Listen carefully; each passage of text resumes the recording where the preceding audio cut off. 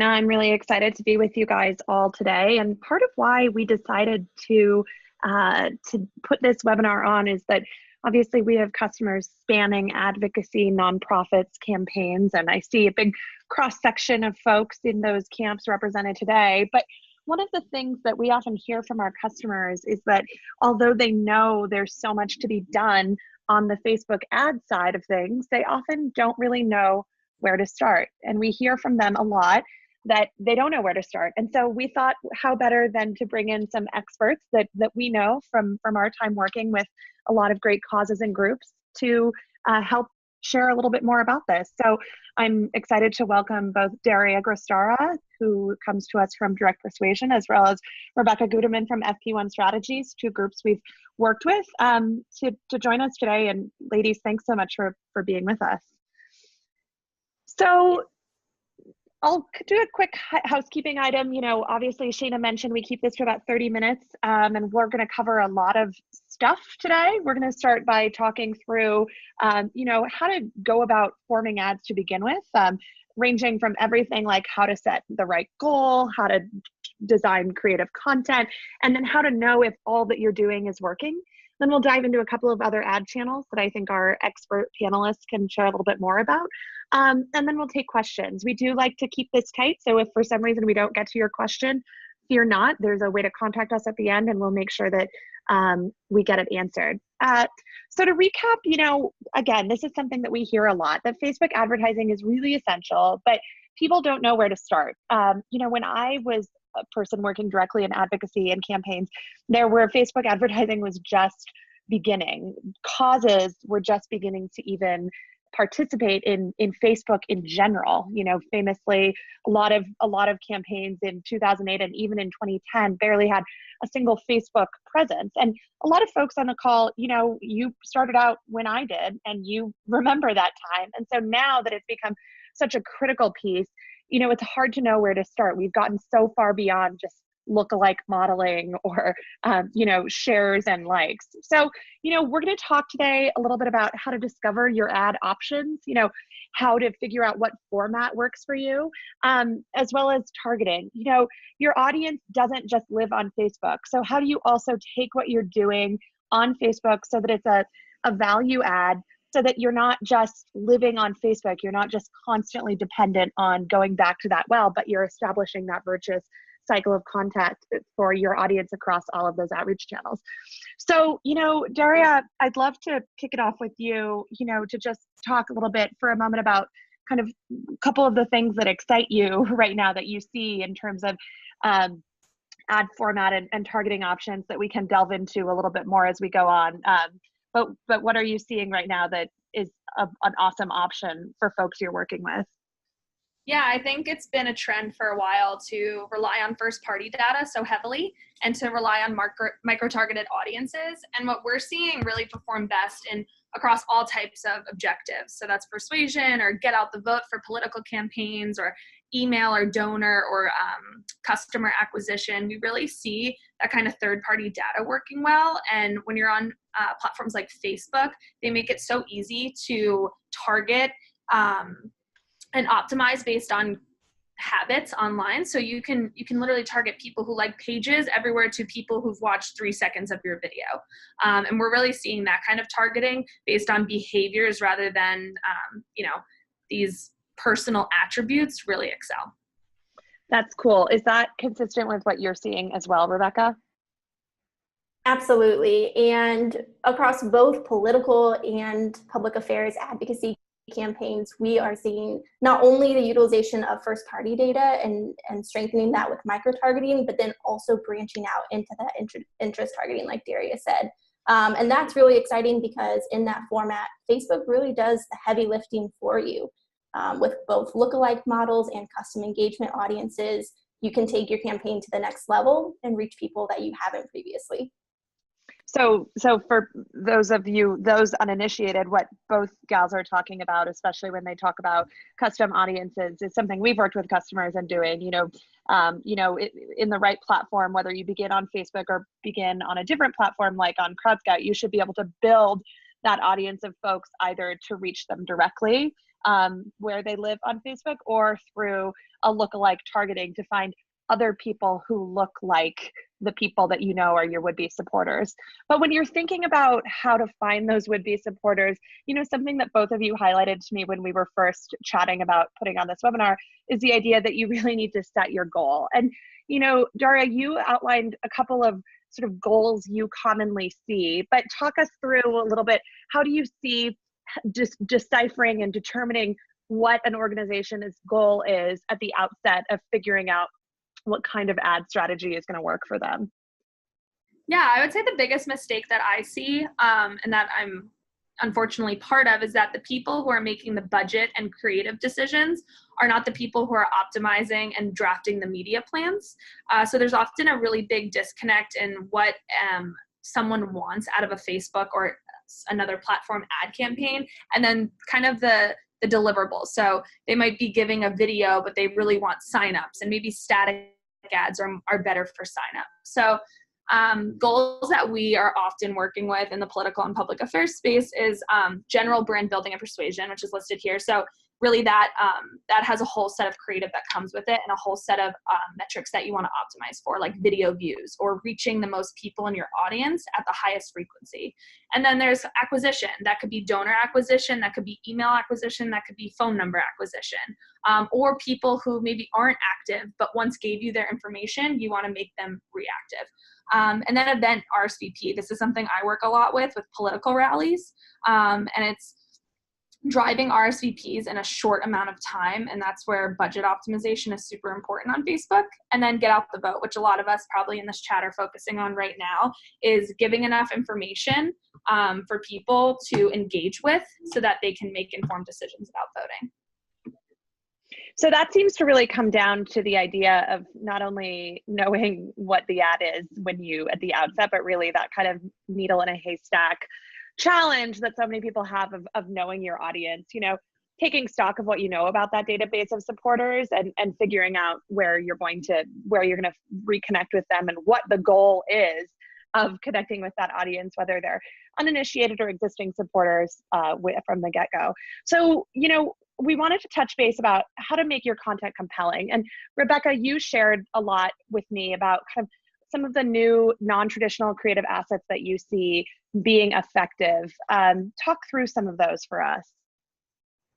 Absolutely. So when it comes to Facebook creative units, at times it can be overwhelming because there are so many options, and it seems like every month they have a new creative unit that you can try. And this conversation has to start with the audience that you're targeting, because what works and appeals to an independent woman that's under the age of 35 is not going to engage a married man over the age of 65. So that's the first and foremost, know your audience. When it comes to some of the newer units like Facebook, Instagram stories, and Canvas units, we have found that for both political and advocacy campaigns, these units drive a higher level of engagement. So people are watching longer. They're clicking through to the website links more often. And while at times that can come at a higher creative cost as far as design work goes, it really pays off in the end as far as the results. Just for those who are not as experienced with Facebook ads as you are, describe to them, you know, because they've surely seen them on Facebook, what a carousel ad looks like, and what some of these, I think most people are familiar with stories. That's the little sort of circle that you see coming up, whether you're viewing on Insta or Facebook, but chat through what carousel and Canvas are for those folks. Sure. So a carousel unit, you have probably seen this most frequently for businesses or corporations that are selling products. And so it's a unique unit with multiple images where it contains details about each image or, for example, each product that's for sale. Canvas ads are a mobile unit that takes over the full screen of your phone, and it includes both video as well as display ads and the option to click through to a website. And then Lucy, like you mentioned, the Facebook and Instagram stories, I think that most everyone sees those on a regular basis, whether on your phone or on the desktop. And GIFs as well are a really neat tool that can be used for video campaigns. Daria, you talked about some other techniques that you see your clients using with some success. Share some about that for us. Yeah, you can have organizations make Canvas ads and carousel ads, but if they're not engaging and they're not creative and taking risks, like we see a lot of these corporate companies doing, they're not going to get the results that you want in your campaign, and it's ultimately a waste of money. So something that we've played around a lot with is getting some surrogates or the candidates that I help out themselves talking straight to camera and really cropping in close to their faces. So it's super engaging and people feel like it's a conversation rather than watching something passively. And that call to action really comes out stronger when someone is looking you in the eyes on a computer screen and telling you to do something.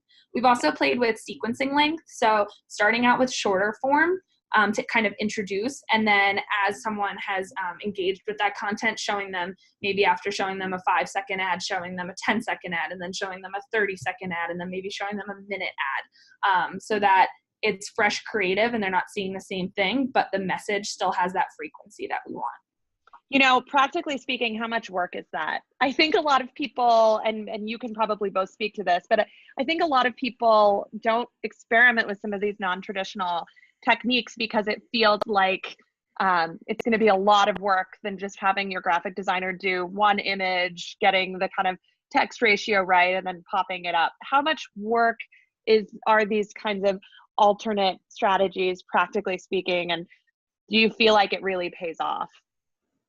Yeah, it's not much work. I placed ads that had talking straight to camera that someone filmed on an iPhone, and that literally took 5 minutes out of that candidate's time. They filmed the whole thing, sent it over to us, and then we cut it up. And the sequencing length thing, the best analogy I've ever heard is taking a bite of the apple before you eat the whole thing. So taking that bite is thinking about what maybe the 6-second script will sound like and what that message is that you want to drive in a really short amount of time, and then building off of that. And once you kind of script that out and know the concept, you film it once, and then it's super easy to cut down. That's I think really inspiring for people to hear, that even though these things seem like a big undertaking, you know, really you can do these things fairly simply and have a pretty high turnout. So, you know, you're both getting at something, which is that obviously not only do you want your ads to be targeted, but as you alluded to, Rebecca, you want to have creative that works for your particular segment of audience. That, you know, a single woman is going to engage with content differently than someone's grandfather, you know, and someone in a city might feel differently than someone in a suburban environment. So taking time always to think about styling all the assets that you're building both on Facebook and not is super important. I want to start talking about placing and optimizing ads. And, you know, Rebecca, this is something that you alluded to in some of our discussions earlier. And I'd love to just hear from you a little bit about, I'm popping up on the screen some terms that I think are pretty unfamiliar to some folks on the line, and kind of talk us through kind of some of the help us with the glossary of terms of folks uninitiated about how to place and optimize ads, and kind of what you see folks doing across the board when they're undertaking these. Absolutely. So the tools and the levers that Facebook gives you at your disposal to optimize your ads and make your campaigns the best is really endless. And Lucy has shown on the screen some of our top go-tos and the things that really drive the most impact. The first being Facebook brand lift campaigns. And what this is it essentially runs a test over either a video view or a display campaign where you're trying to persuade or promote a message. And what it does is it asks users who view your ads a poll at the end to see if their opinion of your brand, or for political campaigns, if their opinion of your candidate has changed. And we've used this not only for advocacy campaigns, but also for candidates up and down the ballot. And we're able to see how far we've moved the lever, whether it's moving people in our favor or in the opposite direction if we need to regroup our strategy. Moving on to Facebook Reserve versus Facebook Auction. Anytime that you can reserve inventory and get it at a set rate for an entire length of the campaign, you are going to walk away with a higher quality and a lower cost. And so my biggest recommendation, not only for political campaigns, but also for advocacy campaigns, to see if you can work with Facebook Reserve, see if you can make those set campaigns for a time period, because it's really going to pay off in the end as far as cost goes. And then just briefly touching on the last two, Facebook's in-stream inventory. You've probably seen this if you've been watching a video on your mobile or desktop device and had an ad pop up in the middle of it. And this in-stream inventory comes at the lowest cost, but it has the best viewability in the sense that people aren't going to be leaving your ad. They're going to watch the whole thing so they can move on to their content. And they really can't go anywhere else except for to the ad. And so as much as you can maximize this inventory and use it for your video campaigns, the better off you're going to be. And really maximizing those 10-second views and watching the video to completion, that's really going to set your campaign up for success. And just to highlight something, sorry to interrupt, just to highlight something Rebecca said, I think the Facebook Reserve is very important, even if you don't have the election day deadline of your ads. We have Black Friday coming up. We have the end of year, so a lot of ad agencies will be spending a lot on Facebook to hit their full budgets, as well as the election. So there's a lot of events that are going on with the holidays that are coming up in the next few months, and inventory is only going to get more expensive. So if you know and you already have budget approved to run on Facebook, I would say looking into the Facebook Reserve is super important. That's a super, super good tip. I think certainly a lot of times nonprofits and advocacy, it's although they, definitely make longer term investments than a lot of campaigns, that sense of urgency that campaigns have can sometimes be a thing that other groups could learn from. So those are all really, really good tips. You're both getting at this idea of conversion. You have sort of mounted the campaign through both being compelling with your creative and then figuring out how to place it. But I think that the next thing that really comes along is how to figure out if something is working. And I want to start talking a little bit about testing. So the first thing, I think Daria would love to hear, how do you go about even figuring out what kind of testing matters and how to actually not get bogged down in testing? Talk through how you work with organizations to even discover how their ad campaigns are working or not working, and what are the useful data points that you're tracking as you do that?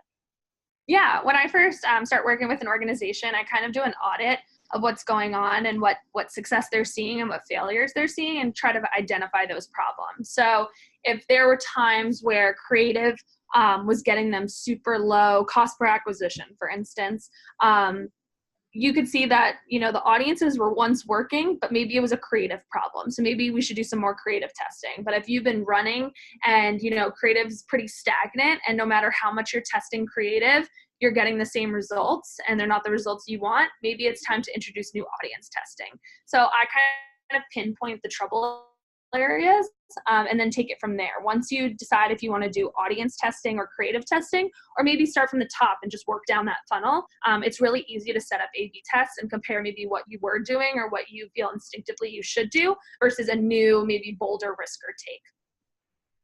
And Rebecca, you've touched on this a little bit too. You've talked about that A/B testing, as well as, figuring out how to measure those results based on the format. So touch base with us on that a little bit. Sure. So it's very easy when it comes to testing, and I know a number of professionals who have fallen into this trap, myself included, but it's easy to become overwhelmed at the prospect of testing. And so it's important to break it into small pieces, to understand that it doesn't have to be this huge endeavor to find out what's working and what's really doing best. One thing I do want to call attention to that we've been working with for political campaigns and seeing a lot of success for is the AB/EB attribution. And this is utilizing Facebook's offline event sets.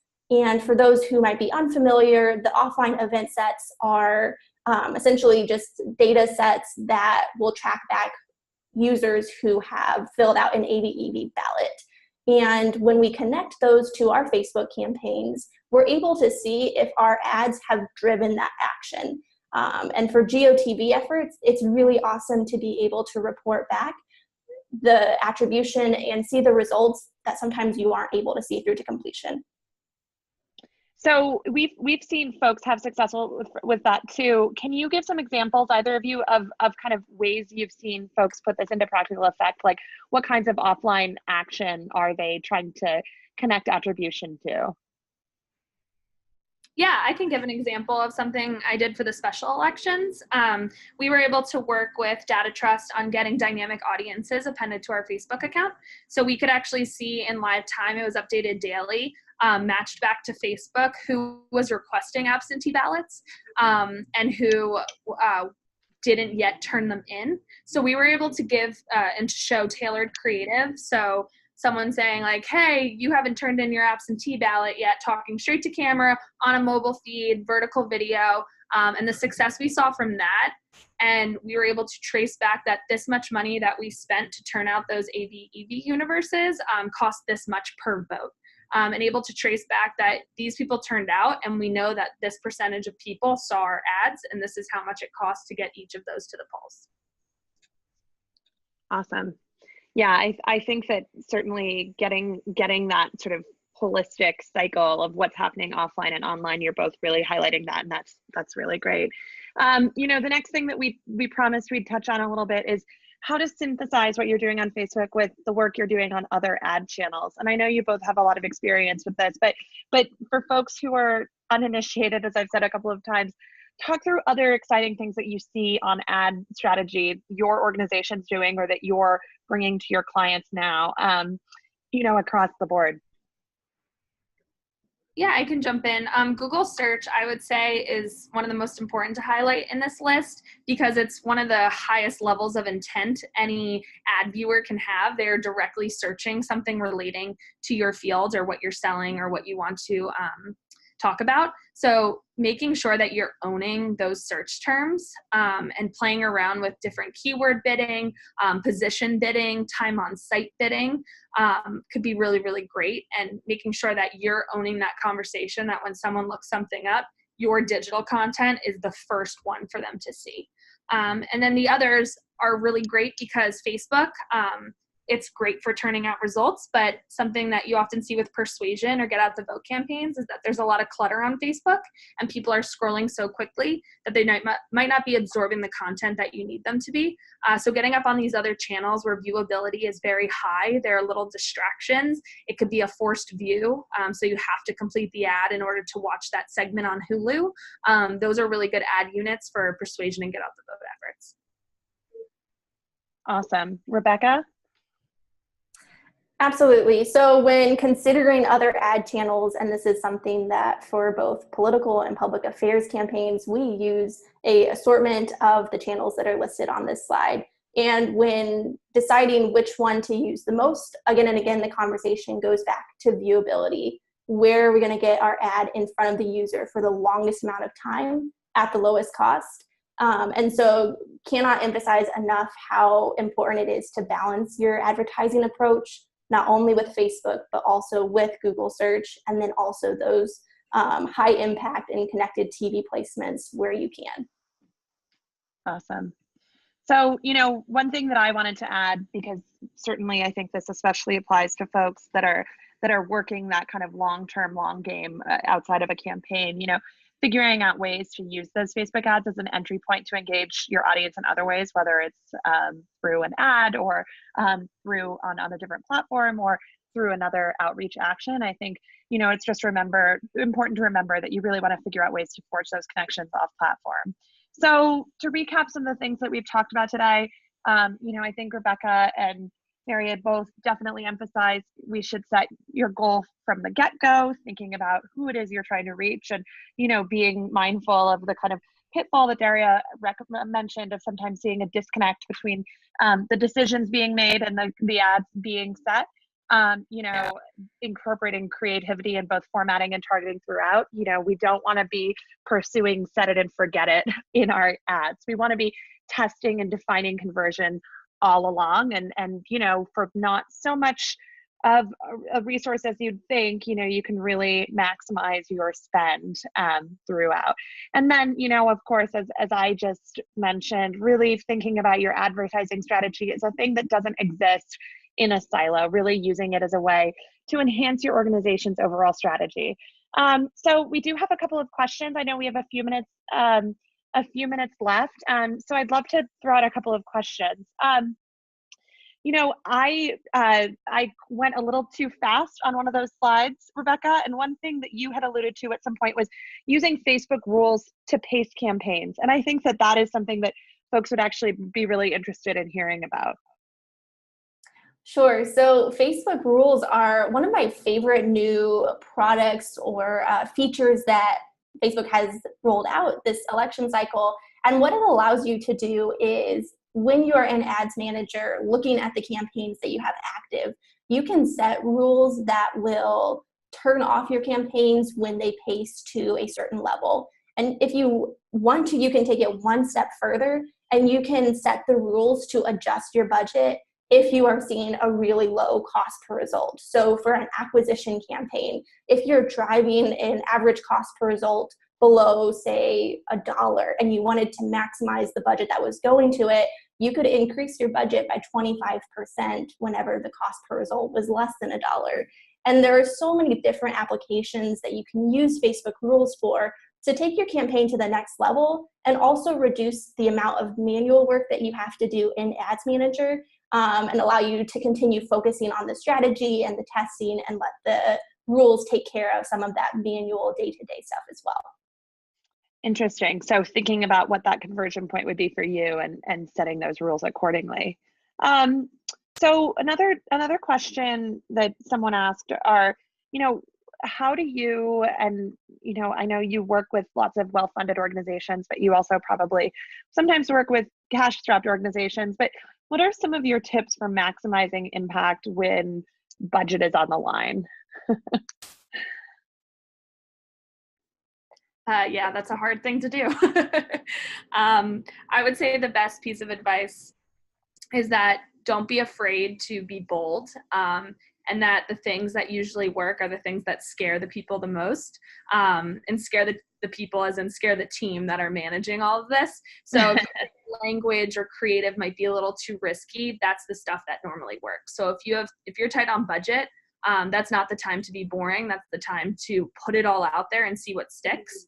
And once you develop a strategy early on and see what works, then you can spend the rest of your dollars month by month on fine tuning that. How quickly do you normally find that you see what works? It really depends on budget, goal, and if you've previously run ads, if you have never ran ads, but you should always give ads more than a week. Rebecca touched on this before, but allowing Facebook to be the smart optimizing platform that it is, it's a lot smarter than we are as people. So allowing Facebook to learn from what's going on and have enough metrics where we can make on the outside and Facebook can make on the inside smarter decisions is good. Awesome. Well, we've just crossed that 30-minute Rubicon, so I want to be respectful of our audience's time and also both of you, since I know you're in the throes of midterm elections. Thank you so much for taking the time today, Rebecca and Daria, to join us, and thank you to everyone who logged on. We will make available an on-demand version of this webinar, and you can also get in touch with us at the email on the screen, getintouch@crowdscout.com. If you have more questions or want to be connected with either of our panelists, thank you so much, everyone, and look for more from us to share this with a friend or to just review it a couple of times more yourself. A lot of great content today. Thanks, ladies. Thank you. Thanks.